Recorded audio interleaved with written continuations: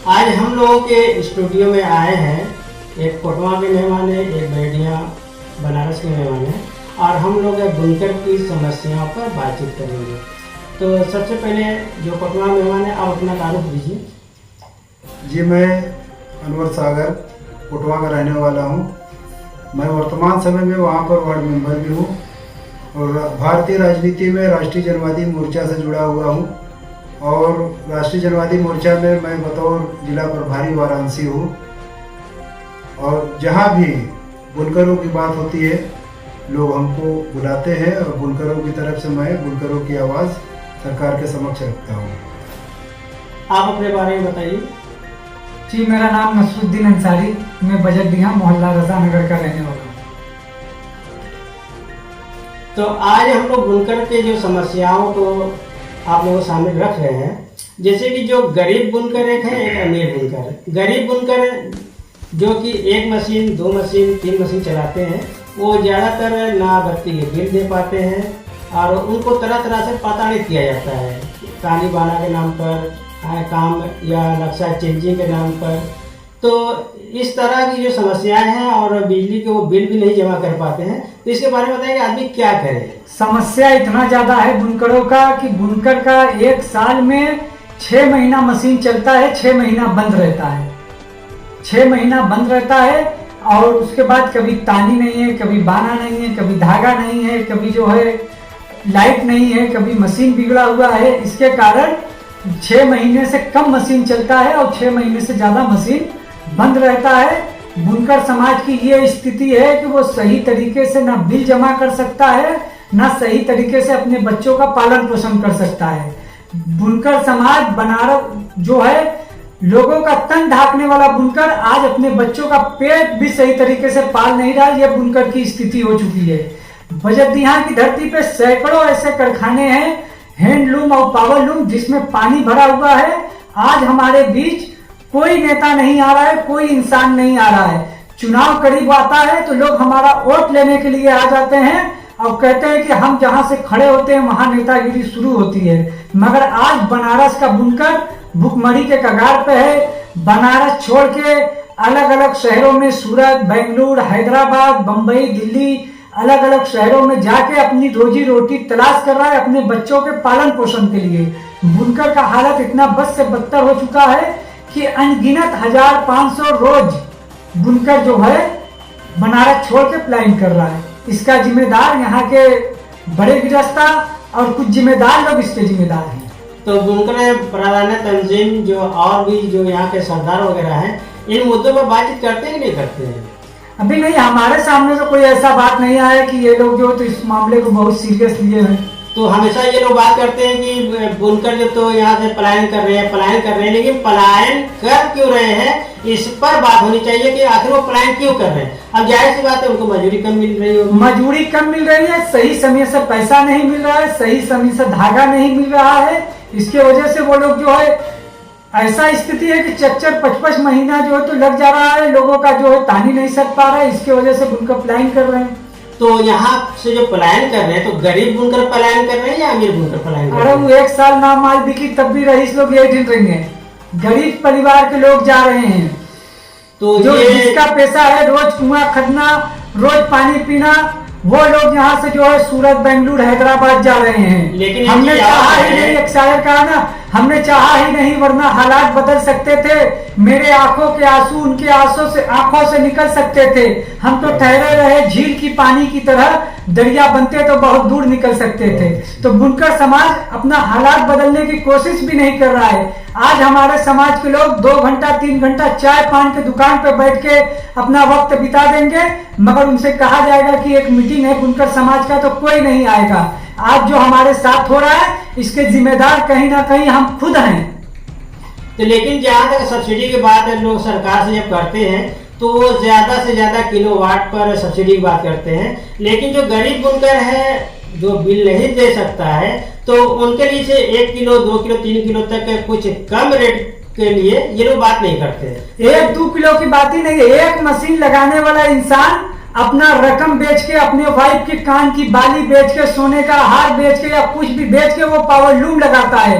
अपने रिश्तेदारों से 10,000 20,000 कर्जा लेकर वो पावर लूम लगाता है। जिसके घर में 1 या 2 पावर लूम हो, हमारी सरकार से, बाबा योगी आदित्यनाथ जी से मांग है कि 1-2 पावर लूम वालों को बिजली फ्री दिया जाए, और उसके ऊपर के जो जिसके पास मशीन है, जो ज्यादा मशीन चलाते हैं उनके ऊपर कुछ उचित रेट से एक रेट फिक्स कर दिया जाए। 1-2 मशीन वालों को फ्री दिया जाए, क्योंकि एक मशीन चलाने वाला इंसान, एक वाइफ है, एक हस्बैंड है, एक उसके माँ बाप हैं, 2 उसके बच्चे हैं। एक आदमी चला के इस महंगाई के युग में एक कमाने वाला 6 लोगों को पालन पोषण नहीं कर सकता।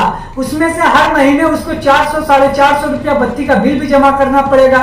तो या बत्ती का बिल जमा करे, या माँ बाप को पाले, या बच्चों को पाले, या बच्चों की पढ़ाई का खर्चा उठाए। एक इंसान ये सारा खर्चा नहीं उठा सकता। इसलिए मेरी बाबा योगी आदित्यनाथ जी से ये मांग है कि एक मशीन वालों को अगर वो बिजली फ्री देंगे तो उनका बहुत बहुत धन्यवाद, उनका हम शुक्रिया अदा करेंगे। तो सागर साहब, आप बताइए कि आप बुनकर समाज से जुड़े हैं, तो बुनकर समाज में और क्या क्या समस्याएं हैं?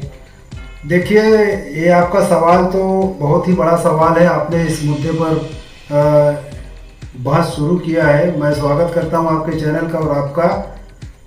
साथ ही मैं आपको पहले भी बता चुका हूं इस मामले में कि सरकार जब तक किसानों के तर्ज पर बुनकरों की भलाई नहीं करेगी, बुनकरों की भलाई नहीं हो सकती है।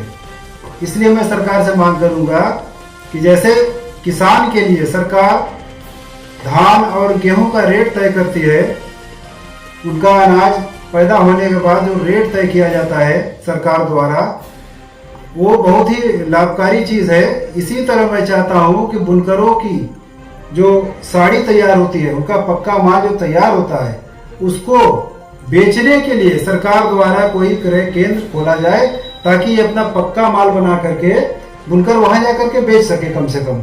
और कच्चा माल खरीदने के लिए भी जैसे किसानों के लिए यूरिया, बीज वगैरह देती है सरकार, एक अपना विक्रय केंद्र खोल करके, इसी तरह इनको कच्चा धागा भी मिलना चाहिए सरकार द्वारा। कोई ऐसा अनुसंधान बना दिया जाए जहां से इनको कच्चा माल मिले और ये पक्का माल बना करके वहां जाकर के बेच सके। ये अगर होता है तो बुनकरों के हक में बहुत अच्छी बात होती है। बुनकरों का घोर शोषण किया जाता है, और शोषण किस किस प्रकार से किया जाता है मैं आपके सामने इस बात को रख रहा हूं। जहां तक आपने बिजली की बात कही, बिजली का रेट जो आपने कहा कि आजकल बढ़ा दिया गया है, 2014 के बाद से, जब से बीजेपी की गवर्नमेंट आई है देश में, बिजली में तो सुधार किया गया है, इसमें कोई शक नहीं है। हमने समाजवादी सरकार में देखा, बिजली चाहे जब चली जाती थी, गांव में या शहर में कोई नियम कानून नहीं था बिजली को लेकर के, और जब अधिकारियों से इसकी बात कही जाती थी बिजली सुधारने की, तो सीधे तौर पर उनका जवाब होता था कि बिजली का पैदावार ही कम हो चुका है, पानी की कमी है, कोयले की कमी है, इस तरीके का हवाला उनके द्वारा दिया जाता था। लेकिन जिस दिन से बीजेपी की गवर्नमेंट आई है, वही पोल, वही तार, वही वायर, वही ट्रांसफार्मर, वही विभाग, सब ऑटोमेटिक दुरुस्त हो जाता है, बिजली की सप्लाई तुरंत ठीक कर दी जाती है। लेकिन इतना ज्यादा बिजली का बोझ डाल दिया जाता है बुनकरों के ऊपर कि ये उससे उभर नहीं पा रहे हैं। मैं देख रहा हूं कि जो 1-2 मशीन के बुनकर हैं बेचारे, बिल तक से जमा नहीं कर पाते, उनका कनेक्शन काट दिया जाता है। कनेक्शन काटने के बाद उनकी वो दशा होती है कि परिवार चलाना मुश्किल हो जाता है। कितने लोग पलायन किए, मेरे ख्याल से 10,000 बुनकर तो बनारस से पिछले साल पलायन कर चुके हैं। कुछ सूरत गए हैं, कुछ बंगलोर गए हैं, कुछ और बड़े बड़े शहरों में गए हैं, परिवार के साथ गए हैं। अब घर मकान छोड़ करके इतना दूर जाना रोजी रोटी कमाने के लिए, और उसके बाद भी सरकार हमसे कहे कि हम विकास कर रहे हैं, यूपी को डिजिटल बना रहे हैं, यूपी को स्मार्ट बना रहे हैं, तो ये शर्मनाक बात है। सरकार को कोई ठोस कदम उठाना चाहिए बुनकरों के लिए। ये बनारस का बहुत ही प्राचीन कारोबार है, बनारस की जिंदगी इससे जुड़ी हुई है, और इसी कारोबार को अगर विलुप्त तो कर दिया जाए, इसको खत्म कर दिया जाए, तो बुनकर कहाँ जाएगा। सबसे बड़ी बात तो देखिए कि बनारस मोदी जी का संसदीय क्षेत्र है। इससे कोई कन्नी काट नहीं सकता। तमाम तरह के योजना को लेकर के मोदी जी बराबर घोषणा करते रहते हैं। कभी आपने सुना होगा 2200 करोड़, कभी 2000 करोड़, कभी 10,000 करोड़, ये सब तरह तरह की बातें अखबारों में छपती रहती है। लेकिन बुनकर कहां से कहां पहुंचा, इस पर किसी ने आज तक चर्चा नहीं किया। न हमारी तंजीम के लोगों ने किया, न कोई राजनीतिक समाज के लोगों ने किया।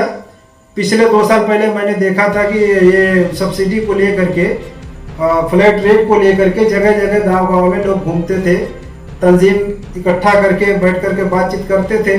इस सिलसिले में कुछ लोग लखनऊ भी गए थे, जिसमें मेरे ख्याल से लोहता वर्तमान पार्षद शमीम नोमानी भी गए थे। तो वहां पर इन लोगों को आश्वासन दिया गया कि ठीक है, मैं इस पर विचार करूंगा बिजली मंत्री के द्वारा। लेकिन उस पर अभी तक अमली जामा नहीं पहनाया गया उस मामले पर। अब सुनने में आ रहा है कि आप पहले अपना सत्यापन कराइए, सत्यापन विभाग जाकर के सत्यापन करेगा कि आप कौन सी कैटेगरी के बुनकर हैं। आप छोटे बुनकर है या मध्यम बुनकर है या मेगा बुनकर है। आप पहले अपना कैटेगरी तोड़वाइए सरकार के समक्ष, उसके बाद सरकार आपके बारे में सोचेगी। तो मैं कहना चाहूंगा सरकार से कि आप जिस एंगल से बुनकरों को नापना चाहते हैं, जिस पैमाने से, जिस कसौटी से बुनकरों को नापना चाहते हैं, आप नाप लीजिए। लेकिन जो लाभार्थी हैं, जो लाभ लेने लायक हैं, जो गरीब दबे कुचले बुनकर हैं, मैं अनुरोध करता हूं सरकार से कम उनकी देख रेख सरकार करे और उनको सस्ती बिजली दे। आज वो हाल है, मैं देख रहा हूं रूरल में भी, शहरी में भी। शहरी एरिया में बिजली शायद 1700 के करीब पहुंच गई है, वो भी 2 किलोवाट की बिजली। 2 किलोवाट में ये लोग बना रहे हैं 3 HP। 3 HP में ये लगभग 1700 रुपया का बिल वसूल रहे हैं पर मंथ। देहात में हमने देखा था लगभग 1400 से 1500 रुपया पर मंथ ले रहे हैं लोग 2 किलोवाट पर। तो अभी इसमें भी आप इतना चुका रहे हैं तो आपका मीटर जीरो नहीं बता रहा है, आपका मीटर रेगुलर चलता जा रहा है। बुनकरों में एक भय बना हुआ है, एक डर बना हुआ है कि किसी दिन सरकार अगर चाहेगी तो मीटर से कहेगी कि पूरा बिल इसका निकाल दो और इसको बेदखल कर दो घर से। बुनकर इस बात को लेकर काफी सहमा हुआ, काफी डरा हुआ है कि हम एक तो बिजली का भुगतान भी कर रहे हैं, दूसरे हम डर कर रहे हैं। तो ऐसा नहीं होना चाहिए। मैं सरकार से अनुरोध करूंगा कि एक न्यूनतम रेट बुनकरों के लिए तय करे ताकि बुनकर इज्जत की रोटी कमा सके, अपने बाल बच्चों को पढ़ा लिखा सके। चलिए आज के लिए बस